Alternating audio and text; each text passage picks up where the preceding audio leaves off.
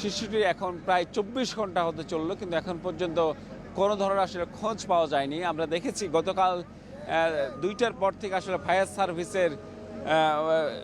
সার্ভিসের উদ্ধারকারী টিম তারা এইখানে আসলে উদ্ধার তৎপরতা চালাচ্ছেন, এবং এখন পর্যন্ত আসলে যদিও তারা কোনো ধরনের তাকে শনাক্ত করতে পারেননি এবং তারা সন্ধানও দিতে পারেননি যে আসলে শিশুটি কি অবস্থায় আছে বা কোথায় আছে বা তার ভাগ্যে কি ঘটেছে, এমন কোনো কিছুই আসলে জানাতে পারছেন না ফায়ার সার্ভিসের উদ্ধারকারী দল।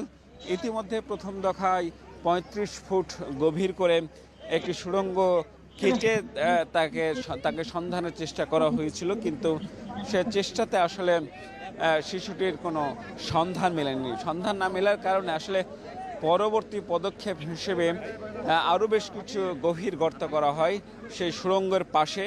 গর্তটি এমন জায়গায় গেছে, সুড়ঙ্গটি আসলে উন্মুক্ত হয়ে গেছে। উন্মুক্ত হয়ে যাওয়ার কারণে যে ঘটনাটি ঘটেছে, তারা এখন কিছুক্ষণ আগে আমরা দেখছিলাম যে এখানে তারা ক্যামেরা পাঠিয়েছিলেন, সেই ক্যামেরাতে আসলে কোনো কিছুই দেখা যায়নি বা ধরা পড়েনি। তারা বলছেন যে আগের মতো গতকাল যে এরকম দেখা গেছে সঙ্গে ক্যামেরা সার্চ ক্যামেরা পাঠিয়ে যে ক্যামেরার সেই সুড়ঙ্গের ভিতরে মাটি খড় টড় এইসব পড়ে আছে, এরকম চিত্রই আসলে তারা এবারও দেখতে পেয়েছেন। ফলে তারা বারবার যে চেষ্টাটি করছেন আসলে সেই চেষ্টাতে আসলে কোনো সন্ধান মেলেনি।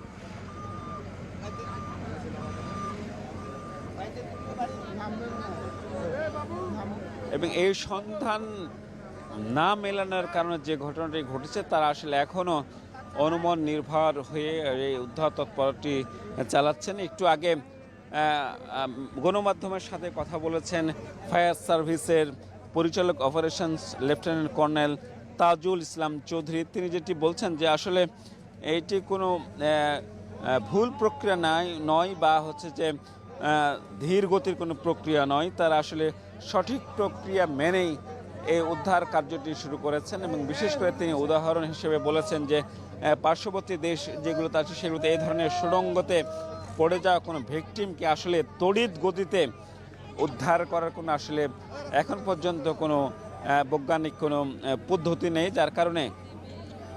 যার কারণে তাদেরকে আসলে ম্যানুয়াল পদ্ধতি বা সনাতনী পদ্ধতিতেই আসলে চেষ্টা করা হচ্ছে। তিনি বলেছেন যে এর আগে যেসব শিশু সেই গর্তে পড়েছে বা সুড়ঙ্গে পড়েছে, তাদের ক্ষেত্রেও 72 ঘন্টা পর্যন্ত সময় লেগেছে, এবং এই সময়টুকু আসলে তিনি স্বাভাবিক বলেই দাবি করেছেন ফায়ার সার্ভিসের যিনি operations director lieutenant colonel Tajul Islam. তিনি এই কথাটি কিছুক্ষণ আগে গণমাধ্যমের সামনে বলেছেন।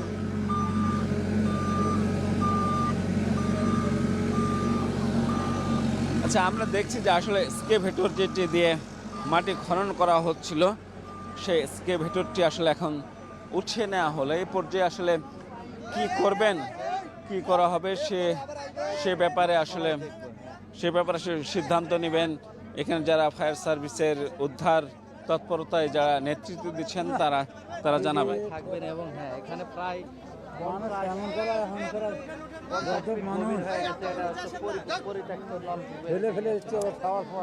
এবং কর্মকর্তারা যেটি বলছেন যে আসলে যেহেতু এই এত ফুট প্রায় 40 ফুট পর্যন্ত গভীরে যাওয়ার পরও আসলে কোনো ধরনের সন্ধান পাওয়া যায়নি শিশু সাজিদের, সেক্ষেত্রে তারা বারবার কৌশল পরিবর্তন করছেন এবং প্ল্যানিং পরিবর্তন করছেন, নতুন নতুন প্ল্যান বাস্তবায়ন করছেন, কিন্তু এরপরও আসলে সেটি খোঁজ পাওয়া যায়নি। সে নিয়ে আসলে ভাবনায় পড়েছেন কর্মকর্তারা। তারা সর্বোচ্চ চেষ্টা করছেন গতকালকে থেকে জীবিত উদ্ধার করতে শিশু সাজিদকে, কিন্তু এখন পর্যন্ত আসলে সাকসেসফুলি কোনো অপারেশন পরিচালিত হয়নি।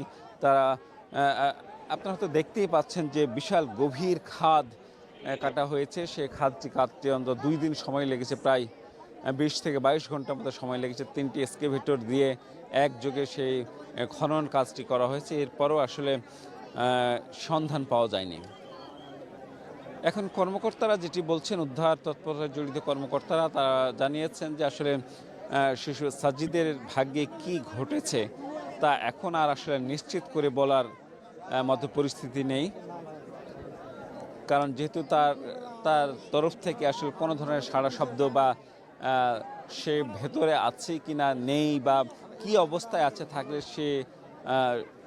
সে ইঙ্গিতও তারা পাচ্ছে না, সেরকম কোনো সাড়াও তারা পাচ্ছেন না। তারা সাড়া পাওয়ার জন্য বিভিন্ন সময়ে লাইট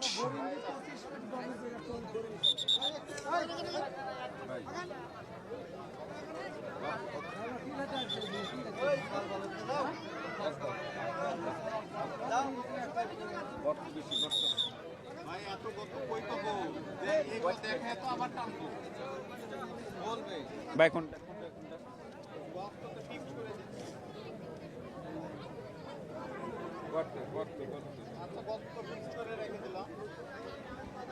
হ্যাঁ, এখন আসলে কিছুক্ষণ আগে এক্সকেভেটরটি উঠিয়ে নেওয়া হয়েছে, কারণ এক্সকেভেটর দিয়ে যে পরিমাণ খনন করা হয়েছে, সুড়ঙ্গ আসলে পাওয়া গেছে, কিন্তু সুড়ঙ্গের পাওয়ার পরে আসলে ক্যামেরা পাঠানো হয়েছিল, একটি সার্চ ক্যামেরা পাঠানো হয়েছিল, সেই ক্যামেরাতে আসলে কোনো কিছু পাওয়া যায়নি বলে জানিয়েছেন এখানে উদ্ধার তৎপরতায় জড়িত যে ফায়ার সার্ভিসের যে সদস্যরা আছেন। এবং এই প্রক্রিয়াটি হাতে নাতে আসলে পরীক্ষা করে গেলেন। ঢাকা থেকে এসেছেন ফায়ার সার্ভিসের পরিচালক operations lieutenant colonel Tajul Islam Chowdhury. তিনি গণমাধ্যমের সাথে কিছুক্ষণ আগেও কথা বলেছেন এবং তিনি এ বিষয়ে আসলে স্পষ্ট করে এখনও কিছু বলেননি যে আসলে উদ্ধার তৎপরতা এখানেই সমাপ্ত ঘোষণা করা হবে, নাকি আসলে কোন প্রক্রিয়ায় পরবর্তী সিদ্ধান্ত বা পরবর্তী অপারেশনাল কার্যক্রম পরিচালিত হবে, সেরকম আসলে এখনও কোনো সিদ্ধান্তের কথা আমাদেরকে জানাননি। তবে তিনি জানিয়েছেন যে অপারেশন সর্বশেষ পরিস্থিতি এবং সর্বোচ্চ চেষ্টা করা হবে শিশুটিকে যাতে সুস্থ অবস্থায় বা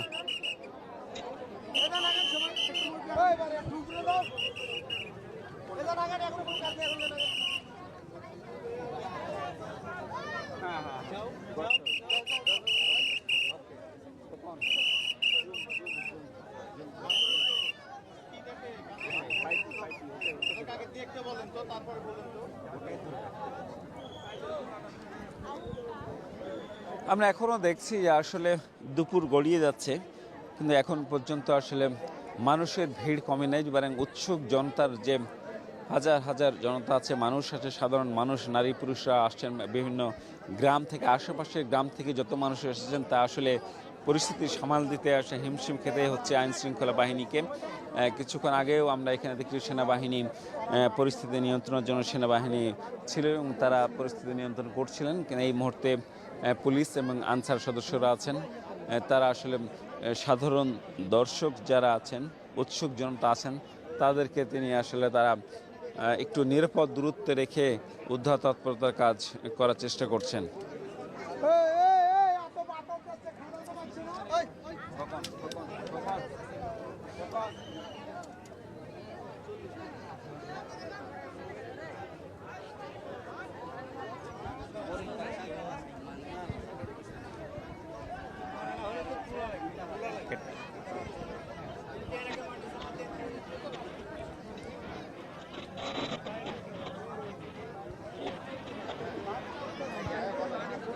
হ্যাঁ, এই মুহূর্তে আসলে কি ঘটতে যাচ্ছে বা কি সিদ্ধান্ত নিতে যাচ্ছেন উদ্ধার তৎপরতার কর্মকর্তারা, ফায়ার সার্ভিসের কর্মকর্তা, তা এখনও আসলে আমরা নিশ্চিত নই বা আমাদেরকে এখনও সেই প্রক্রিয়াটি জানানো হয়নি। ফলে আমরা দেখছি যে একেবারে উদ্ধার তৎপরতা কেন্দ্রে যে কর্মীরা আছেন তারা মূলত অপেক্ষা করছেন, পরবর্তী করণীয় বা পরবর্তী সিদ্ধান্তের অপেক্ষায় আছেন।